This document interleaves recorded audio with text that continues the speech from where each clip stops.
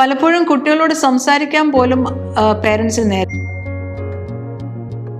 അവർക്ക് എന്താണ് ഒരു ഇഷ്യൂ ഉള്ളത് പോലും അവർക്കറിയാൻ പേരൻസിന് അറിവില്ലായ്മയാണോ അതോ വേണ്ടാന്ന് വെക്കുന്നതാണോ അതോ അവർക്ക് പേരൻസിൻ്റെ തന്നെ പ്രശ്നങ്ങൾ ഹാൻഡിൽ ചെയ്യാൻ ഒക്കാത്തതുകൊണ്ടാണോ ഈ കുഞ്ഞുങ്ങളെ ഇങ്ങനെ വിടുന്നത്?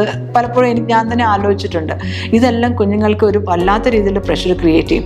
പ്രത്യേകിച്ച് ടീനേജിലേക്ക് വരുമ്പോഴത്തേക്കിന് ഈ കുഞ്ഞുങ്ങൾ ഒരുപാട് എക്സ്പ്ലോർ ചെയ്യുന്ന പ്രായമാണ്. ഒരു വല്ലാത്ത പ്രായം. ഞാൻ പറയും, ഈ കുഞ്ഞും അല്ല എന്നാൽ മുതിർന്നവരോ ആയുമില്ല, ഇതിൻ്റെ ഇടയ്ക്ക് കിടക്കുന്ന ഒരു പ്രായമാണ് ടീനേജ് എന്ന് പറയുന്നത്.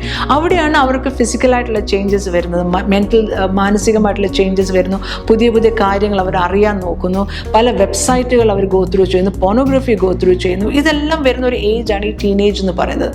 സോ ഈ ടീനേജിൽ നമ്മൾ കുഞ്ഞുങ്ങളെ ചൊവ്വനെ ഗൈഡ് ചെയ്തില്ലെങ്കിൽ ഇതിൻ്റെയൊക്കെ നല്ല വശവും കോൺസിക്വൻസസും ചീത്ത വശവും ഇതൊക്കെ പറഞ്ഞു കൊടുക്കാനായിട്ട് പേരൻസ് ഇല്ല എങ്കിൽ ഇതൊക്കെ കുഞ്ഞുങ്ങൾക്ക് ഭയങ്കര സ്ട്രെസ്ഫുൾ ആയിട്ട്, കാരണം അവർ അറിയാതെ ഉണ്ടാകുന്ന സ്ട്രെസ്സസ് ആണ് അവരുടെ ലൈഫിലേക്ക്. ഇത് അവർ തന്നെ അറിയാതെ ഉണ്ടാവുന്ന സ്ട്രെസ്സാണ്.